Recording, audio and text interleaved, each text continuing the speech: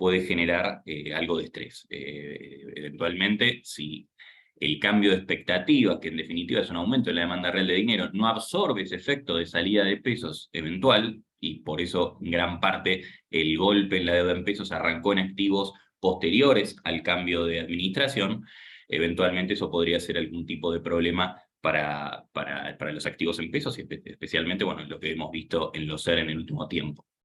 Ahora, la situación en realidad arranca desde un punto de vista macroeconómico.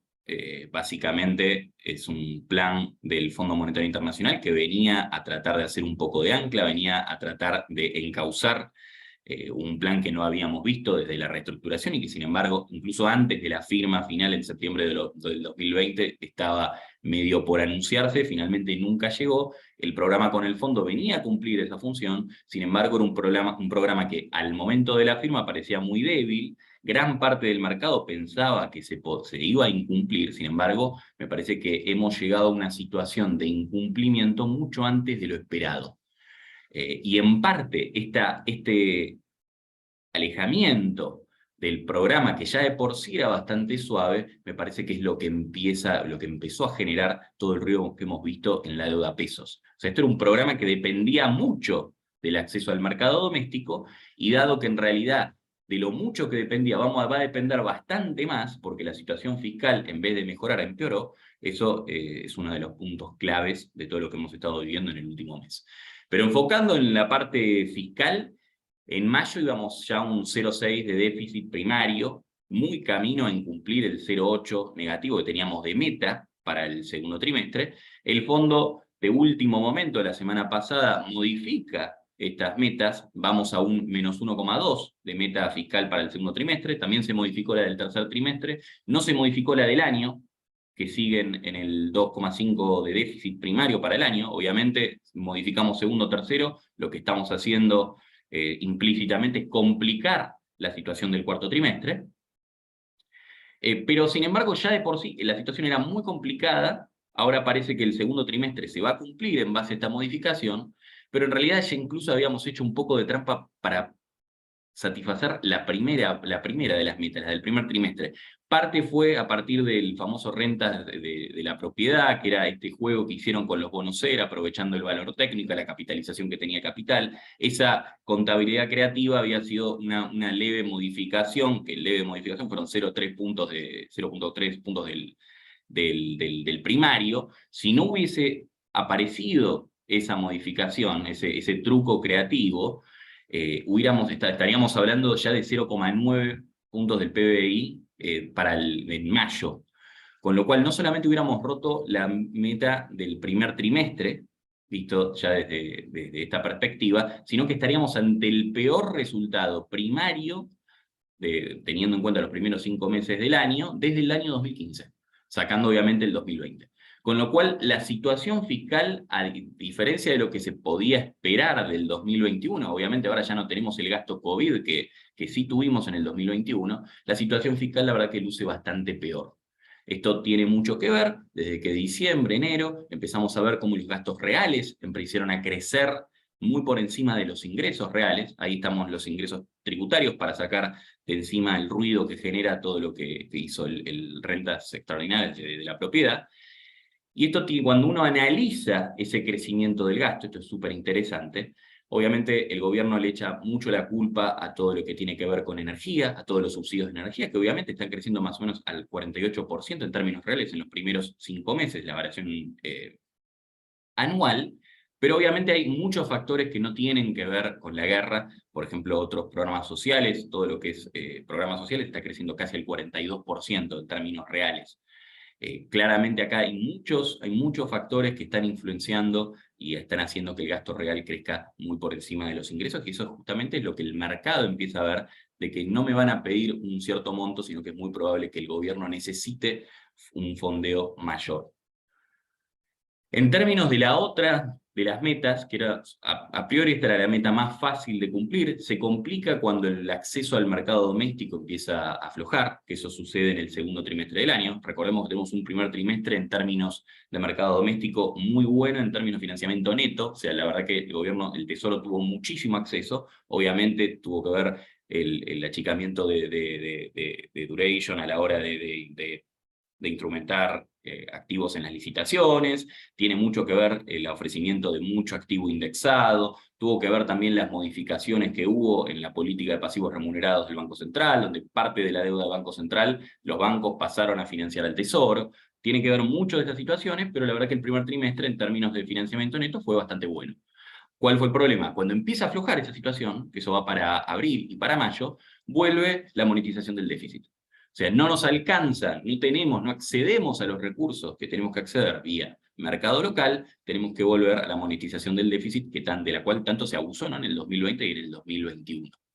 Es una situación que es muy marcada en los últimos meses. Y justamente muy marcada en los últimos meses, y estábamos casi camino a incumplirla, ahora está un poco más laxa en la última modificación. El fondo hizo algo que generalmente no hace, que es aprovechar el crecimiento del PBI por nominalidad. Generalmente las metas son en pesos corrientes, justamente para que esto no suceda. Esto fue más laxo, se modificaron las metas de un segundo, tercer y cuarto trimestre.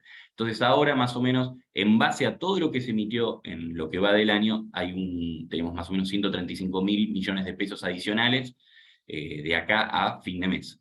Con lo cual, esta meta de segundo trimestre por lo menos parecería que se puede cumplir y vamos camino a no cumplirla. Ahora, muy difícil que igualmente con esta modificación se alcance a cumplirla así como está para cerrar el año. Básicamente lo que estamos diciendo es que nos queda más o menos medio punto del producto de emisión monetaria, o sea, monetización del déficit en términos de adelantos transitorios, para cubrir un déficit que en realidad pasó desapercibido en la slide anterior, pero incluso si vamos al menos 1,2 para cerrar la meta y cumplirla en junio, en realidad nos quedaría financiar un 1,3 puntos del producto.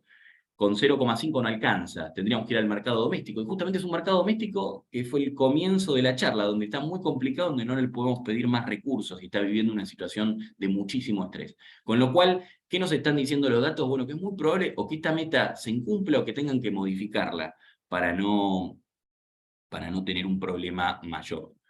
Dado que obviamente el 2,5 fiscal, la verdad que también parece que se podría incumplir, ¿no?, que podría ir incluso un poco más allá. Así que es una situación muy complicada en términos fiscales.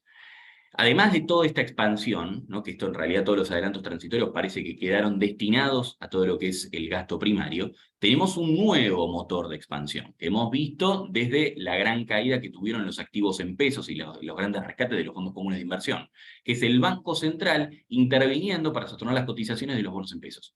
Y eso hoy en día, hasta el jueves pasado, que es hasta donde tenemos la data, nosotros le estamos estimando en intervenciones por 340.000 millones de pesos.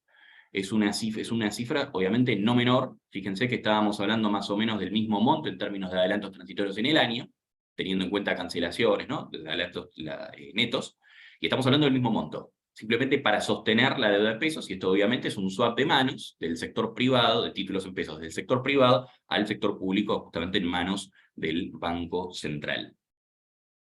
Y después la última meta. Esta era la meta más difícil, pero obviamente no esperábamos que en el segundo trimestre, que justamente por estacionalidad, ¿no?, y por los precios récord que tenían los granos, no esperábamos que esto fuera ya un problema desde el vamos, ¿no?, desde el primer momento. Sí esperábamos que esto empezara a generar problemas en el cuarto trimestre. La Argentina, la realidad es que en el 2022 viene acumulando simplemente 570 millones de dólares en el MULC, ¿no? Esas son las compras que ha tenido el Banco Central.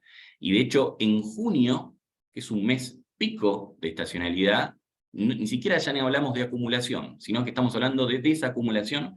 En junio el Banco Central, incluso con la compra que tuvo ayer, viene desacumulando unos 340 millones de dólares. Entonces, una situación difícil, y esto que a pesar de que el campo en realidad viene acompañando. Quizás hubiera liquidado mucho más sin cepo, seguramente, con el crawling peg por debajo de la tasa, que es lo que no estuvo pasando, también seguramente hubiera liquidado más, pero así, con todos los problemas que tuvo, el campo acompañó. Fueron, la verdad que mes a mes, fueron todos meses récord en términos de liquidación, los promedios diarios mensuales, sacando hasta junio, que vemos en mayo a junio, que en realidad podemos meterla dentro de un cuadro de estacionalidad. También tiene que ver que el crawling peg pegó una linda acelerada, muy por encima de lo que subió la tasa del Banco Central, y también la crisis un poco institucional y de la deuda en pesos, y también de la situación que ve el campo, que también empieza a notarse ese faltante de dólares, esa necesidad del gobierno de volver a hacer un fortalecimiento del cepo, me parece que esa situación también lo que incentiva al productor es justamente a no vender, ¿no? Y a estoquearse. Justamente de esa manera, me parece que el problema también se vuelve a complicar. Y en términos de acumulación de dólares, el Fondo Monetario Internacional hizo una leve modificación, no en los números anuales que siguen los 5.800, eso obviamente es ajustable por la cantidad de IFIs, ¿no?, que reciba el gobierno, que por el momento no hubo grandes captaciones por ese lado. Sí podemos decir que se modificó la brecha del segundo trimestre, pero casi va a ser algo totalmente anecdótico. Bajó de 4.100, había que llegar acumulados de reservas netas para el segundo trimestre, bajó a 3.450. Incluso con esa modificación, para cumplirla, el Banco Central tendría que salir a comprar entre hoy, mañana y pasado un poquito más de 800 millones de dólares, ¿no? O sea, es algo completamente anecdótico. Muy probablemente el primer waiver de la causa va a venir por este tema. Y la realidad es que ni siquiera estamos hablando de ver, ya me parece, si la meta se va a alcanzar o no se va a alcanzar, sino que empezamos a ver nuevamente un problema de stock y un problema de cómo va a ser esa desacumulación. Generalmente todos los años con cepo, y de hecho el 2022 es el segundo peor año de acumulación de reservas con cepo, solamente apenas por encima del 2020. Ahora fíjense que para la misma altura del año pasado llevábamos 6.357 millones de dólares, o sea, hay una gran diferencia. La realidad es que más o menos entre la rueda 120 y 160 del año empieza a suceder una situación donde el campo se empieza a retirar, lógicamente, por una cuestión de estacionalidad totalmente lógica, y el Banco Central empieza a desacumular. Y esa desacumulación, para que tengan una idea, fue de 2.400 millones de dólares el año pasado. Ahora, se da la situación de que eso el año pasado comenzó recién en agosto, y ahora la Argentina empezó a desacumular reservas incluso en mayo, o sea, mayo y junio, momentos picos de liquidación del agro, y la Argentina no está acumulando dólares. Por eso la meta queda medio obsoleta, y lo que el mercado empieza a ver, que esto tiene un efecto seguramente en lo que es el posicionamiento de pesos y por qué empezaron a aumentar un poquito las expectativas de devaluación. Lo hemos visto en las tasas de ROFEX, lo hemos visto en los spreads entre los bonser y los bolis. Y también un poco también en la caída un poco se lo adjudicamos también a la caída de los bonos en dólares, que es básicamente, si estamos en un nivel de 3.250 millones de dólares de reservas netas, y bueno, ahora el 9 de julio tenemos que pagar 690 a todos los tenedores de deuda, básicamente en realidad teniendo la misma desacumulación del 2021, que en realidad arranca en agosto en el 2021, que son 2.400, ya el cupón de enero de todos los bonos empieza a generar un poquito de preocupación. O, obviamente, iremos a una situación de reservas netas negativas nuevamente para ese momento. Con lo cual esto ya ni siquiera es una cuestión de la meta en sí, sino que es una cuestión de cuánto vuelve, o sea, volver al mismo interrogante de cuánto nos va a durar este stock. Y este es ya metiéndonos un poco más en mercado, el tema de pesos, es un poco el panorama que hemos estado siguiendo de los fondos comunes de inversión. En realidad la debilidad en lo que es el universo SER empieza en mayo, ya empiezan a aflojar las suscripciones. En junio ya arranca bastante difícil, más o menos la primera semana con salidas sistemáticas. La semana del 8, o sea, el miércoles, ese jueves, viernes, fueron las peores salidas. Pero ahora después de una cierta calma, estamos viviendo también una situación de bastante estrés. O sea, ayer, según los datos de la CAPSI, salieron más de 21.000 millones de pesos de nuevo de los fondos comunes de SER. La caída en patrimonio, desde que la cosa se puso muy difícil, desde el 7 de junio, es más o menos del 27% de toda la industria de fondos comunes, SER. Lo positivo para ver el vaso medio lleno es que la propia industria fue recibiendo parte de esa salida. O sea, no todo lo que cayó de SER fue una salida de la industria. Gran parte del mercado fue a situaciones o estrategias más conservadoras. Vimos en parte en tema cero, parte en temas 1 conservador, que no está englobado ahí porque hay la diferencia entre conservador y agresivo. Parte fue a temas 1 conservador, gran parte fue a money market. De hecho, hoy en día los flujos del money market explican el 73% de toda la entrada de flujos a la industria en lo que va del año. Y los seres simplemente el 31%. Obviamente tiene salida también, tiene salida dólar link y temas 1 para que cierre el 100. Y les contaba del vaso medio lleno del 3% porque, bueno, la propia industria fue la que recibió parte de este flujo. Ahora, otra parte de ese flujo me parece que fue también un poco a los dólares financieros y es un poco lo que avaló la suba de los dólares financieros en las últimas semanas. El vaso medio vacío es que si esto solamente fue un 3%, una situación de mayor estrés, donde la salida de la industria sea un poco más grande, obviamente puede generar un impacto mucho mayor. Y esto es, en realidad, nosotros nos gusta verlo de esta manera, que es tratando de relacionar lo que es la liquidez de la economía, el M3 privado y el contado con liquidación, que es una correlación en realidad que funcionó muy bien en toda la administración de Alberto Fernández, salvo por dos momentos de divergencia muy notables. Primero el overshooting de octubre del 2020, cuando el contado con liquidación toca los famosos 180 pesos. Fíjense a lo que era, eso es un claro overshooting. Tuvo que salir Cristina con una carta a prometer un poco de racionalidad, de ortodoxia. Eso duró relativamente poco, pero encauzó de nuevo el contado con liquidación a la evolución del M3. Ahora, desde febrero en adelante, lo que habíamos visto, después del acuerdo, de la firma del acuerdo con el fondo, es una caída del contado, incluso en términos nominales, y mirando la evolución del M3 por nominalidad, la verdad que muy por debajo. Y eso siguió durante muchísimo tiempo, justamente hasta el gran catch-up que tiene es a partir de esta gran salida de fondos comunes de inversión. Ahora, siguiendo esta relación y diciendo, bueno, a ver, si todavía está por debajo, y está un 14,5% por debajo de lo que es simplemente la evolución del M3, hasta dónde debería ir para hacer ese catch-up. Y ese precio es 281, y es simplemente por el fundamento de decir, bueno, ¿dónde tendría que hacer ese catch-up con la correlación con el M3, con la liquidez de la economía? Ahora, no significa que ese sea el techo. Lamentablemente, eso no significa que sea el techo, y la realidad es que mirando otros picos de estrés, como por ejemplo el de octubre de 2020, si eso lo ajustáramos por la dinámica de los precios, por la propia inflación, en realidad esos 180 pesos de octubre del 2020 hoy en día equivale a 399 pesos. Entonces, obviamente no estamos diciendo que se va a ir el contado para ahí, sino que simplemente mirando otro tipo de pico de estrés, como fue el de octubre de 2020, la verdad que el contado podría tener obviamente muchísimo recorrido. Ya simplemente siguiendo al M3, siguiendo la liquidez de la economía, podría subir incluso un 14% más, eventualmente. Ahora, es una situación que en realidad nos llamaba mucho la atención esta divergencia. Me parece que vaya al catch-up es lo lógico, especialmente con toda la salida de pesos que hubo de la deuda en pesos, ¿no? Y de la propia industria de fondos comunes de inversión. Y era algo que los propios bonos, incluso cuando hacíamos el base 100 de los bonos en dólares contra la inversa del contado, que en definitiva es la fortaleza del peso, veíamos que en realidad el peso se le había bancado muchísimo más que los bonos en dólares. Y en realidad los bonos en dólares habían caído, estaban viendo una película, me parece, muchísimo peor que la que estaba viendo el contado. Y la realidad que acá lo curioso era que el contado no acompañaba, no subía.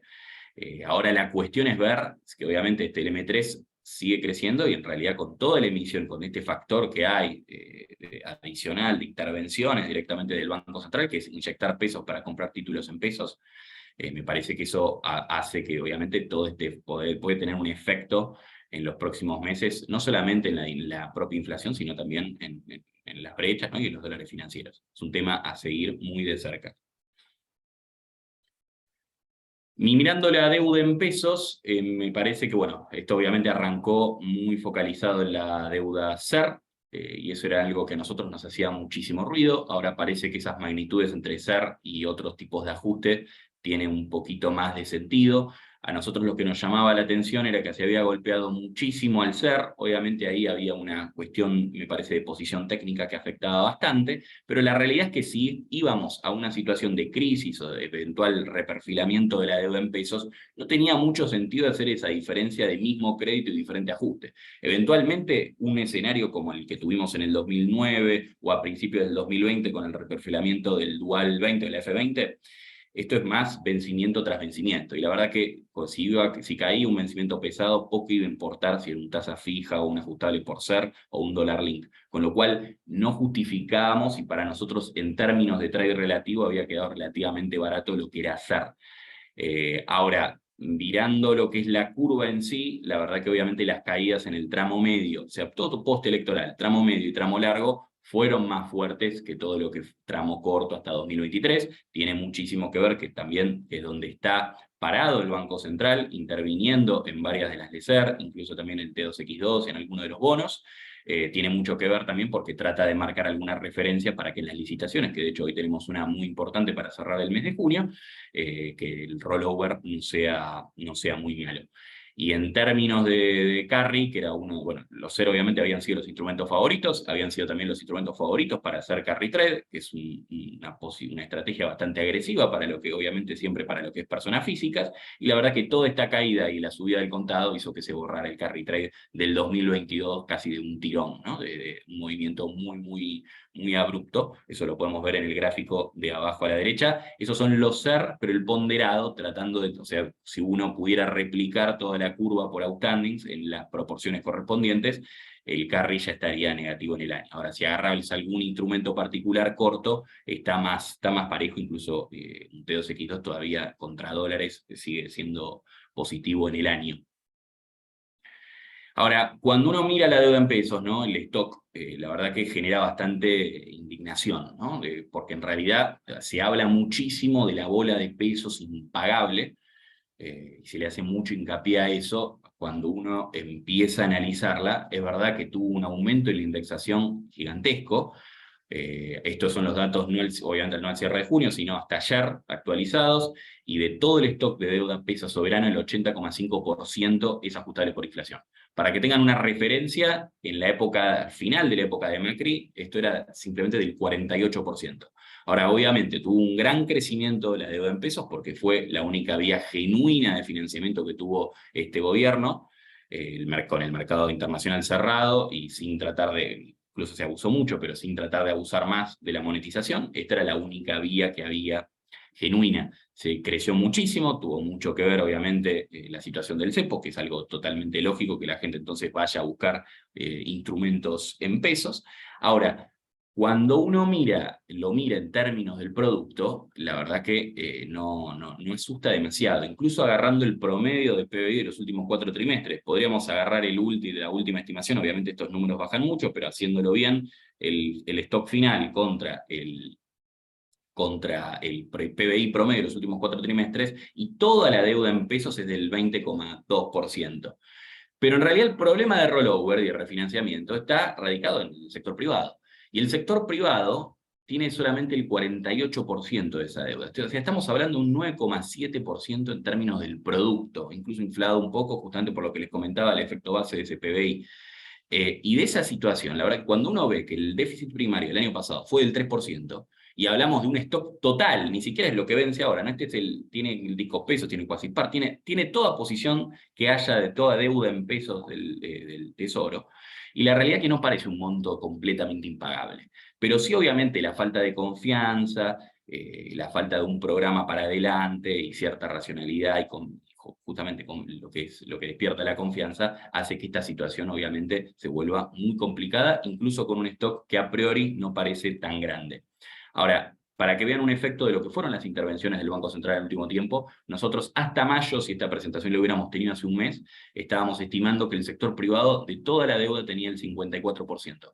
Eso habría bajado al 48% según las estimaciones que hacemos nosotros en base, obviamente, a los datos que vemos en el Serie C, ¿no? Base monetaria, y obviamente lo que vemos en los volúmenes operados en BIMA y MAE. ¿Qué queda para adelante?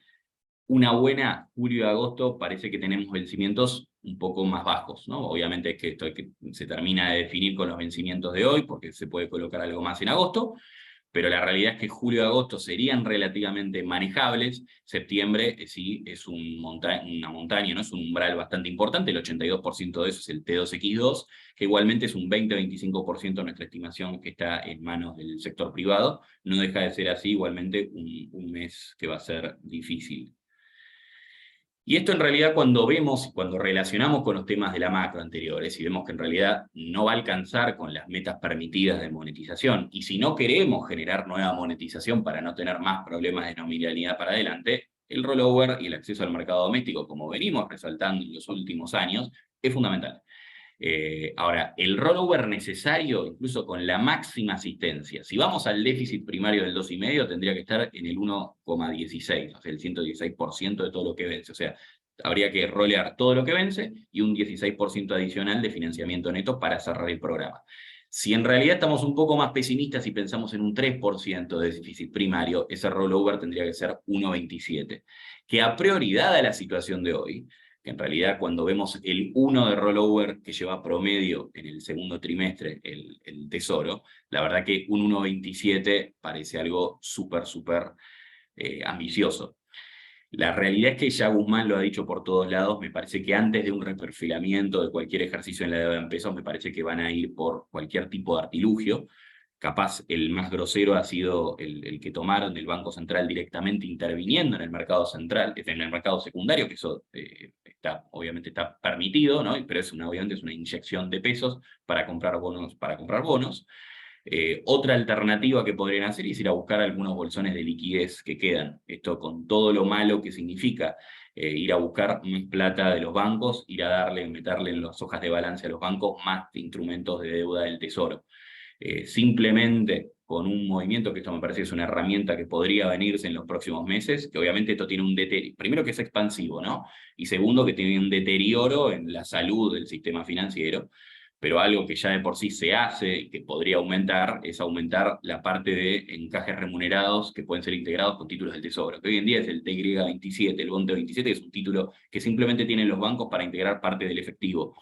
Eso con un aumento de 5 puntos y siendo relativamente conservadores se podría juntar a 500.000 millones de pesos, ¿no? Obviamente acá el límite es cuando los bancos dicen basta, ¿no? Y cuando no quieren seguir incorporando instrumentos del Tesoro a su hoja de balance. Pero acá lo importante es la necesidad de mostrar que acá no solamente tenemos que llegar al 1, ¿no? Sino que en realidad si no queremos abusar más de la maquinita tendríamos que ir a buscar un rollover mayor.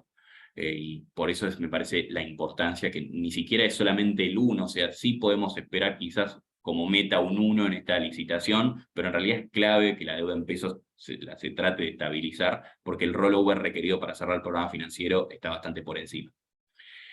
Y todo el golpe de la deuda en pesos, la verdad que acusó recibo a la deuda en dólares, no por una simple relación y porque había mucha gente que pensaba que la deuda en pesos estaba muy cara para lo que era la deuda en dólares, sino también que en realidad si se cae la única vía de financiamiento genuino del gobierno para cerrar el programa financiero, y en definitiva lo que te está reflejando es que nos estamos alejando del propio programa con el fondo, obviamente eso tiene una repercusión en la perspectiva futura de la economía, de corto y de mediano plazo, y obviamente se ve reflejado muy rápidamente en los precios de la deuda en dólares.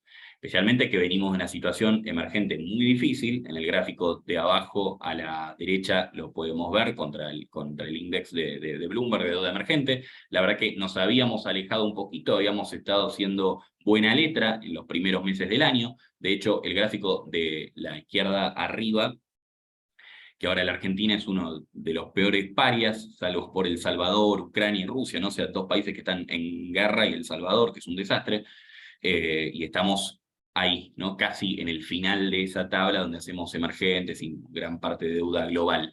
Éramos de los mejores alumnos, pasamos a ser los peores, tuvo muchísimo que ver obviamente la parte emergente, pero obviamente me parece que acá tenemos mucho del escenario propio, ¿no? Para explicar esta gran caída. Uno de la verdad que los elementos que veíamos antes de acumulación de reservas netas me parece que tiene mucho que ver. Fíjense lo que es abril y julio del año pasado, donde habíamos tenido una fuerte suba de lo que era deuda en dólares, pero también había una acumulación sistemática de reservas netas.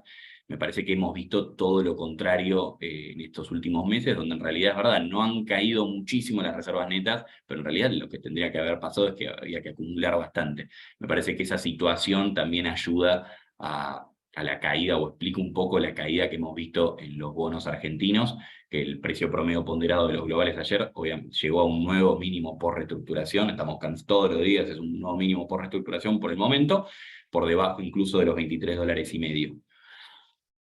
Ahora, cuando uno analiza la deuda en dólares, me parece que esto sí hay que verlo más de mediano y de largo plazo. Obviamente la reestructuración por lo menos no ha tenido quizás las repercusiones positivas que uno esperaba a priori. Los bonos de viejo indenture están entre 38 y 43% abajo desde el lugar de salida de la reestructuración, los de indenture nuevo entre 50 y 57, y la verdad que a primera vista en el gráfico de abajo se ve muy bien. Lo que ha pasado, que en realidad siempre hay una situación de posición técnica, donde hay algún cambio de manos después de la reestructuración, gente que se había metido en la reestructuración y después achica las posiciones. La verdad que en la Argentina nunca llegó ese momento donde los bonos empiezan a subir. De hecho, mirando Ucrania 2015, Ecuador 2020 y Uruguay 2003, para poner 3 casos medio emblemáticos, la Argentina está en lo que es el trading después de la reestructuración muy por debajo de esos 3 diferentes experimentos. Ahora, la clave acá es si esto nos vamos a mantener performing o no nos vamos a mantener performing en los próximos años. Me parece que acá la cuestión, ya el mercado está hablando, las probabilidades implícitas de default mirando la curva de CDS hablan por sí solas, que estamos hablando casi de 99% de probabilidad de la probabilidad acumulada de default en los próximos 4 años. Acá la clave es si se llega al 2024 o si no se adelanta la fecha clave. Nuestro escenario base sigue siendo diciembre de 2024 y después de eso hacer algún tipo de ejercicio de reestructuración.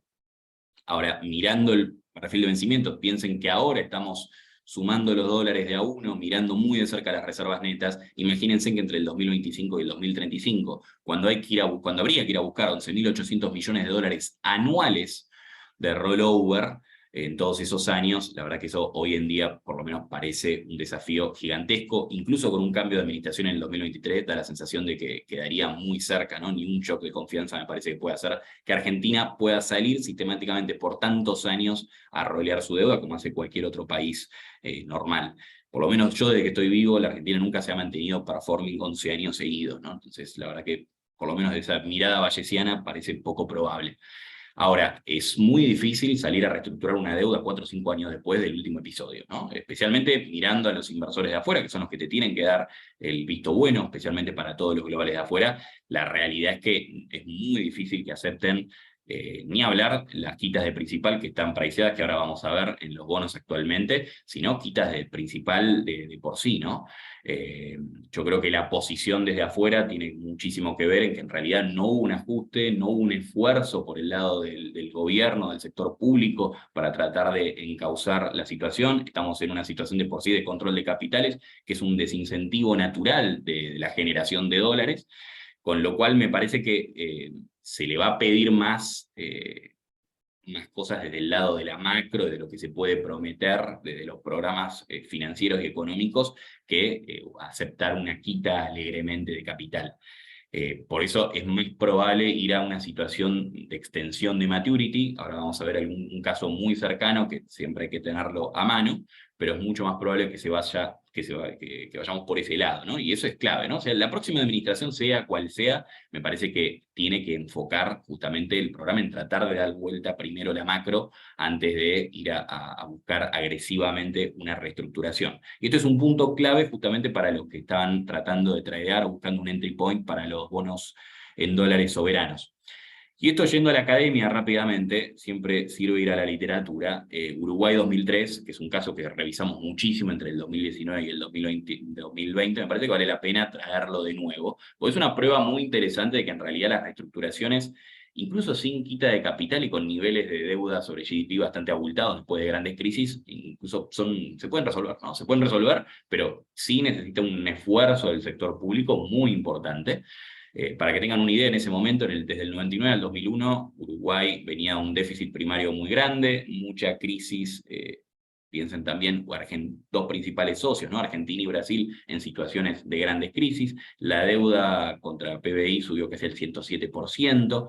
Ahora, la lección de Uruguay en realidad es que tuvo un compromiso de sentar bases de ajuste fiscal, de cierto superávit durante muchísimos años, que primero fue del 3, después fue del 2%, y en ese sentido fue encauzando la situación y no requirió de quitas de principal.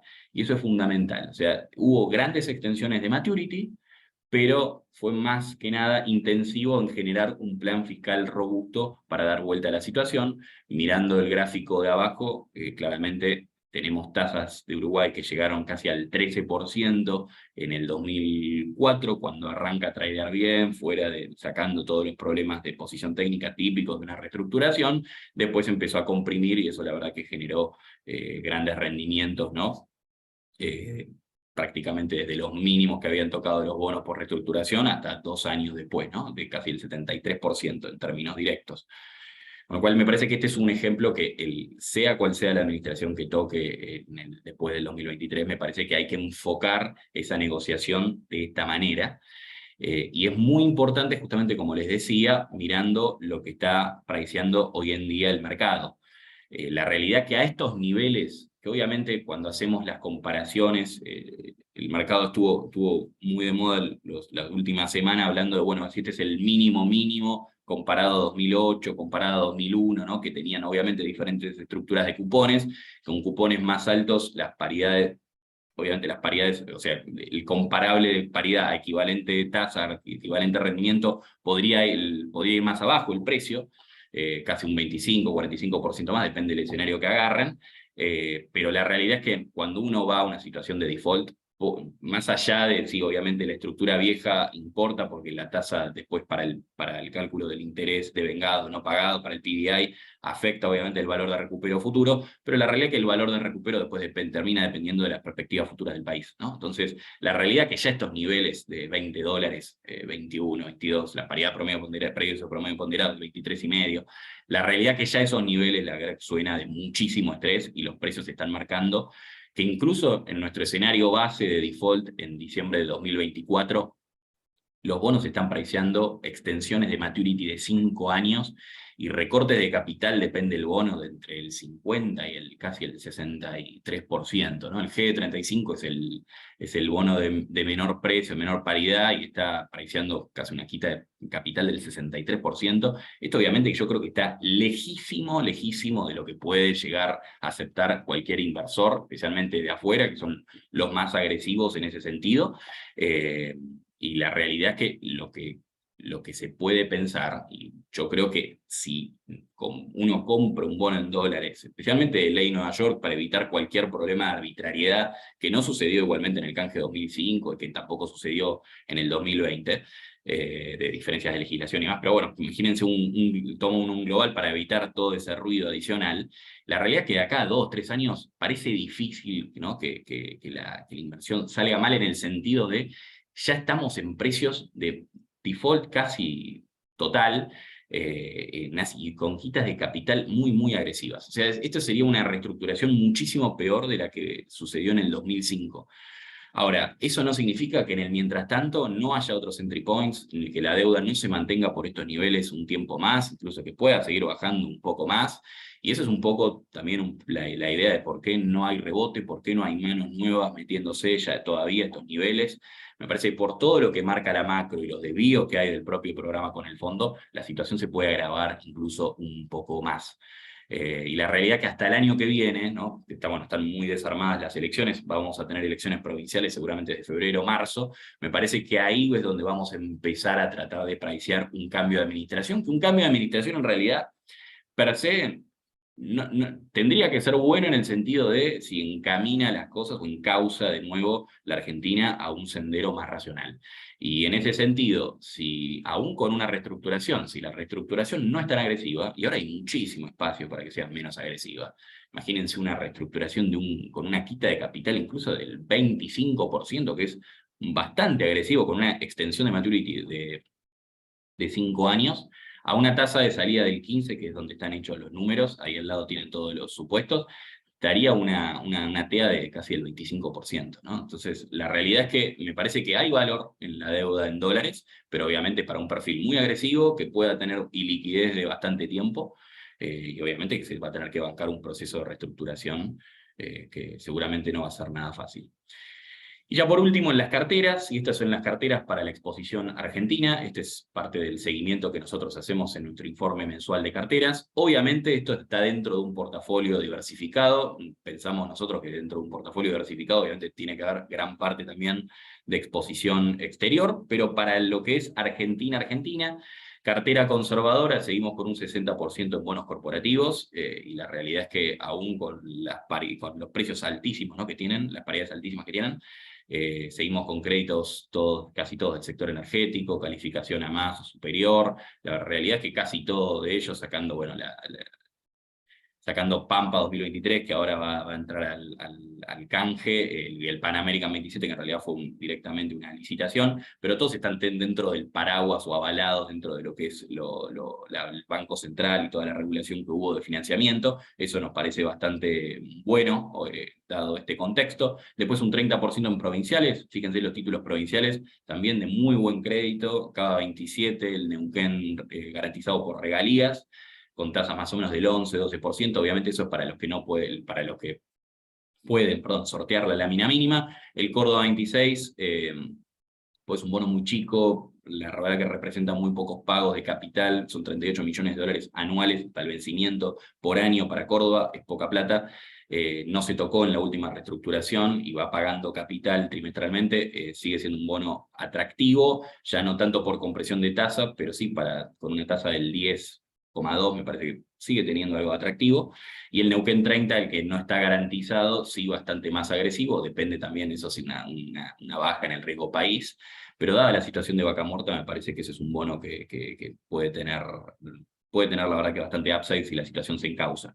Y después, bueno, en pesos tenemos algo de fondos comunes, Money Market, que ha sido la apuesta del último mes. Si hubiésemos sabido todo el problema que iba a suceder, hubiéramos incorporado un poquitito más en esa clase de activos. Y después ser muy corto, y había algo de apoyo, algo de apuesta en ser largo, en disco pesos, ¿no? Especialmente si la situación se encausa. Igual hago hincapié que solamente un 10% en la conservadora, un 15% en la cartera agresiva, y que incluso no es todo soberano, tiene también el bono de la Ciudad de Buenos Aires 2024, y en definitiva es para que quede como transaccionalidad, ¿no? La realidad es que para la persona física, o sea, para el que no está obligado a estar dentro de pesos, que no está metido dentro del cepo cambiario, me parece que no es una situación para salir a hacer carry trade. Incluso nosotros vemos que el contado puede seguir para arriba, y que todo el deterioro macro, me parece que lo que nos resalta es que la situación de nominalidad y también del contado puede seguir empeorando los próximos meses.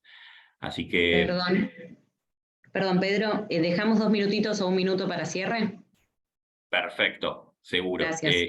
Termino les comento solamente la cartera agresiva, y después, bueno, no quedó tiempo para preguntas, pero obviamente por mail, por todos nuestros canales de PPI, totalmente invitados todos a todas las preguntas, sugerencias que tengan.